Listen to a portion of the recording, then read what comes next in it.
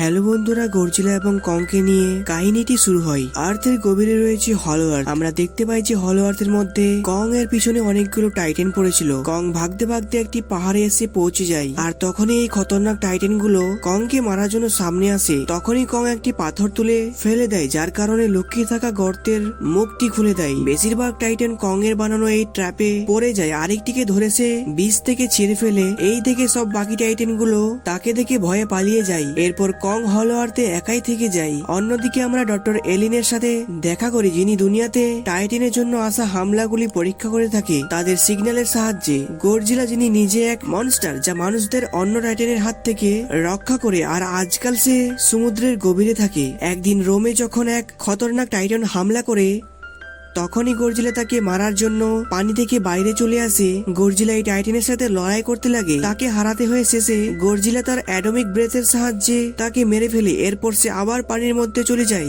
আর এখানে ডক্টর এলিনের অফিসে আমাদের বলা হয় যে হলো আর্থের মধ্যে কি যেন সিগন্যাল আসছিল। এই সিগন্যাল গুলো দেখে ডক্টর এলিন খুব টেনশনে পড়ে যায়। এরপর আমরা তার অ্যাডপ্ট করা মেয়ে জিয়াকে স্কুলে দেখি। জিয়া ক্লাসে বসে বসে তার হ্যালোসিলেশন হচ্ছিল। তার মনে অদ্ভুত অদ্ভুত খেয়াল আসছে। সে টেবিলে অনেকগুলো ড্রয়িং বানিয়েছিল। এইটা দেখে সবাই ভয় খেয়ে যায়, কি জানি কি যে তার সাথে হচ্ছে। এই কারণে ডক্টর এলিনকে স্কুলে ডাকা হয়। জিয়া তাকে বলে যে কি জন্য যে তার সাথে হ্যালোসিলেশন হচ্ছে।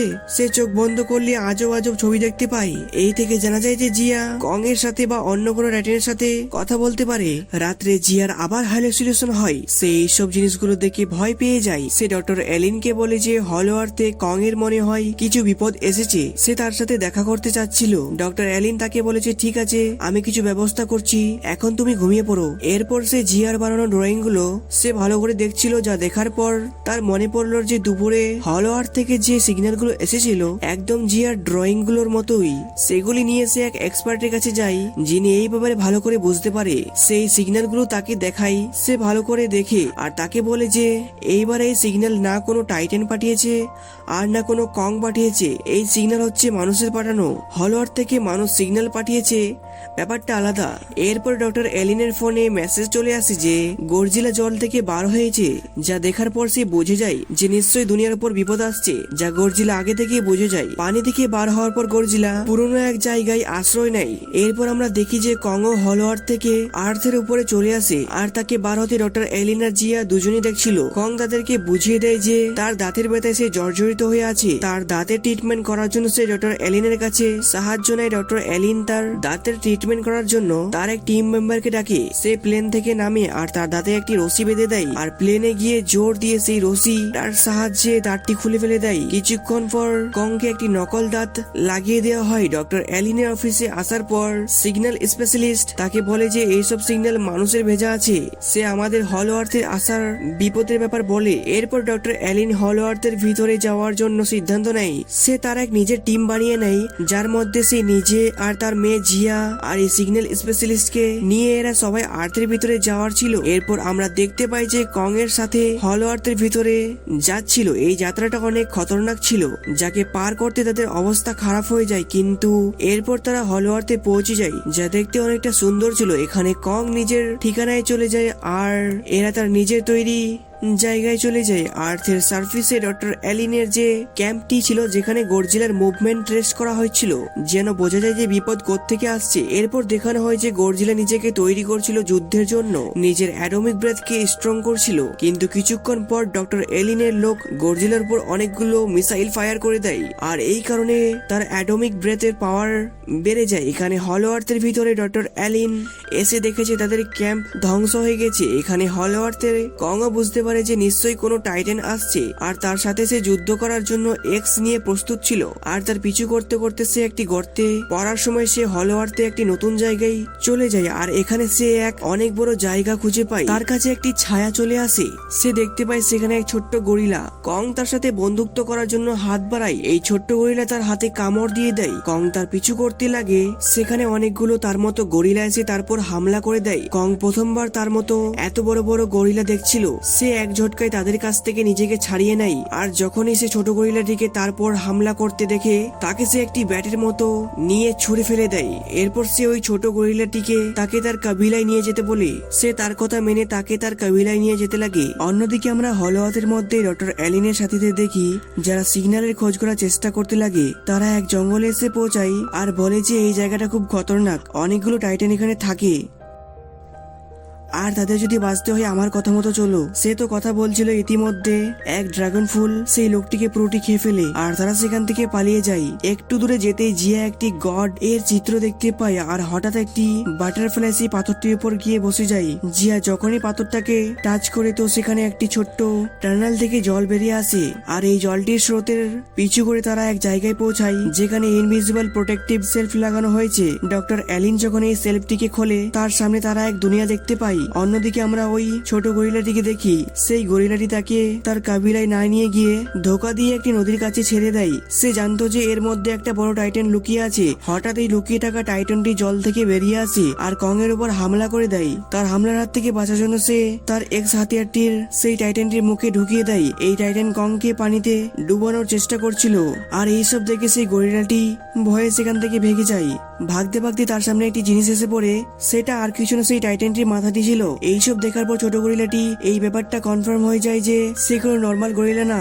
এরপর এরা দুইজনে কাবিলার দিকে রওনা দেয় আর এরা আস্তে আস্তে করে টাইটানটির মাংস খেতে লাগে। সিন শিফট হয়ে আর আমরা আর্থের সার্ফেসে সিন দেখতে পাই যেখানে গর্জিলা আছে। এই কথাটা আমরা প্রথমে জানি। গর্জিলা সমুদ্র থেকে অন্য এক টাইটানের কথা জানতে পারে যাকে মারার জন্য সেই ঠিকানায় পৌঁছে যায় আর ঠিকানাটি নষ্ট করতে লাগে। তার উপর রেগে একটি পিঙ্ক কালারের টাইটান বাইরে চলে আসে আর মুখটা খুলে এক ফুলের মতো।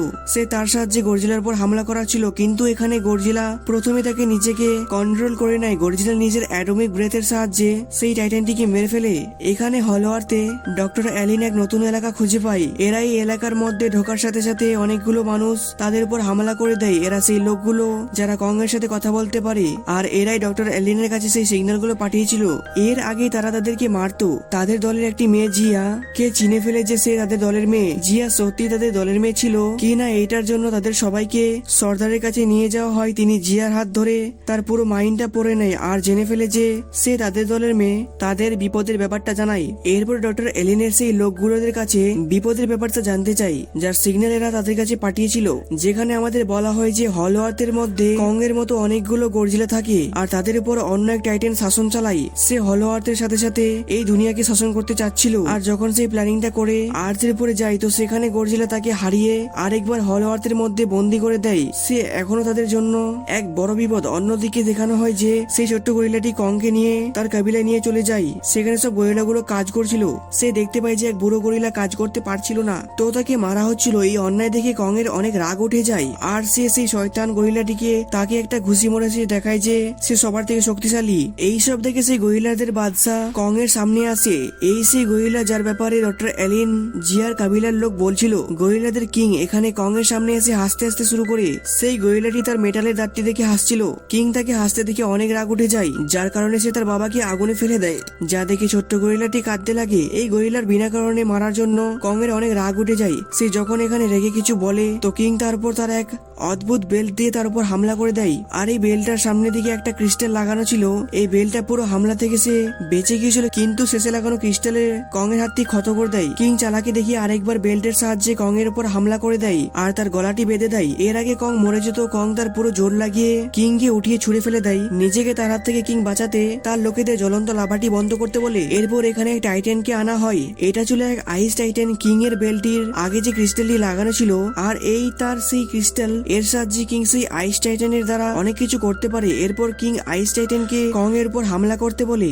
আইস টাইটান যখন তার অ্যাটমিক ব্রেথ দিয়ে কং এর উপর হামলা করে তো তাকে থামানোর জন্য কং তার এক্স সামনে করে দেয়, কিন্তু এখানে কং এর এক্স এর সাথে তার পুরো হাতটা বরফে জমে যায়। এই সময় কংকে পালানো ছাড়া আর কোনো উপায় ছিল না। এই জন্য সে ছোট্ট গরিলাটি তাকে পালানোর রাস্তা দেখায়। সে পালিয়ে তো যায়, কিন্তু তাকে ধরার জন্য অন্য গরিলা তার পিছু করতে লাগে। ভাগতে ভাগতে কং তার সেই গুপ্ত জায়গায় চলে আসে। নিচে সে ট্র্যাপ লাগিয়েছিল, কিন্তু কিছু গরিলা তো সেখানে নিচে পড়ে যায়। আর কিছু গরিলা কং এর চাল বুঝিয়ে নিয়েছিল, তারা আস্তে আস্তে করে আগে আসছিল, কিন্তু হঠাৎ তাদের উপর পাথর পড়ে যায়। এই পাথরটা সেই ছোট গরিলাটি ফেলেছিল। সে এখন কং এর বন্ধু হয়ে গেছে। কং ওই লড়াই করার পর দুর্বল হয়ে গেছিল, এই জন্য সে তাকে হেল্প করে আগে নিয়ে যায়। সিন শিফট হয়ে আর আমরা দেখতে পাই গরজিলাকে দেখানো হয়েছে পিঙ্ক টাইটেনকে মারার পর সে তার শক্তি টেনে নিচ্ছিল। এখানে ডক্টর এলিন দেখে যে জিয়া তার কাবিলার লোকেদের সাথে অনেক খুশি আছে, সে সিদ্ধান্ত করে যে সে তাকে এখানে রেখে একা বাড়ি চলে যাবে। হঠাৎ এই কাবিলার লোক তার এক মেশিন চালাতে লাগে, যেখানে লুকোনো প্রোটেকটিভ সেলফ এর দরজাটি খুলতে লাগে। সেখান থেকে কং আর তার বন্ধু আসতে লাগে।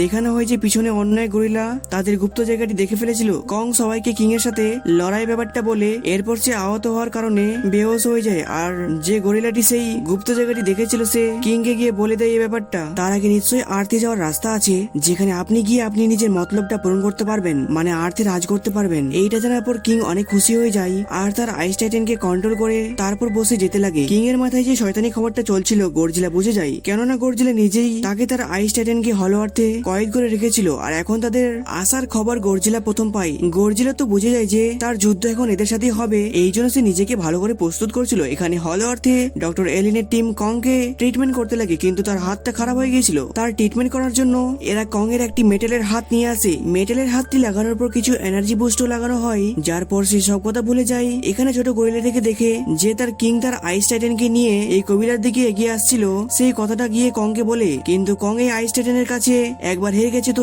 সে ডক্টর এলিনের টিমকে এখান থেকে পালাতে বলে আর গরজিলার হেল্প নেওয়ার জন্য সিদ্ধান্ত করে। কিন্তু গরজিলা আগে থেকেই বুঝে গিয়েছিল যে সে আসছে, কিন্তু সে কংকে শত্রু ভেবে তার সাথে লড়াই করতে লাগে। কিন্তু কং তার সাথে লড়াই করতে যাচ্ছিল না, সে তাকে বিপদের ব্যাপারটা বলতে যাচ্ছিল।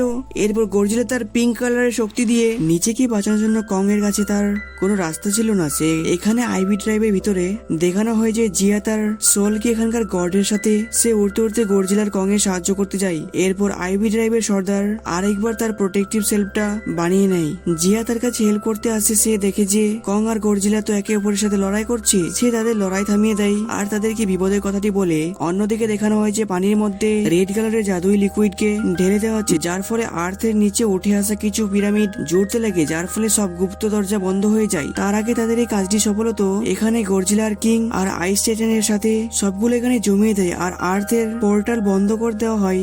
আগেই গরজিলা কিং এর ভিতরে চলে যেতে লাগে। এখানে জিয়া চলে আসে আর নিজের শক্তি দিয়ে বাদুরে পরিণত করে দেয়। প্রথমে কিং এর ধ্যান হাঁটায়, এরপর এখানে ভাগতে ভাগতে গরজিলা আর কং চলে এসেছিল। কং এখানে কিং এর সাথে লড়াই করতে লাগে আর গরজিলা আইস টাইটানের সাথে লড়াই করতে লাগে। কং তার এই মেটাল হাতের সাহায্যে কিং কে হারানো তার কাছে বেশি মুশকিল ছিল না, কিন্তু গরজিলার জন্য আইস টাইটানকে হারানো অনেকটা মুশকিল ছিল। আইস টাইটান গরজিলাকে বরফে জমিয়ে দেয়, যেখানে অন্য এক টাইটান এসে তার বরফটি ভেঙে দেয়। গরজিলা আরেকবার লড়াই করতে করতে হঠাৎ এখানে গ্র্যাভিটি কমে যায় আর এরা কোনো মতো করে আর্থের উপরে চলে আসে। এই কিং এখনো আর্থের উপরে দখল করার কথা ভাবে, এই জন্য আইস টাইটানের সাহায্যে সূর্যকে বরফকে জমিয়ে দেয়, এরপর সমুদ্রটিকে, এরপর আস্তে আস্তে পুরো দুনিয়াকে ফ্রিজ করতে শুরু করে দেয়। এর আগে পুরো দুনিয়াকে বরফে জমিয়ে দিত। গরজিলার কং তার সাথে লড়াই করতে লাগে। কিং কং এর উপর এক বিল্ডিং উঠে ফেলে দেয়, কিন্তু কং খুব সহজেই সেইটাকে ভেঙে দিয়েছিল।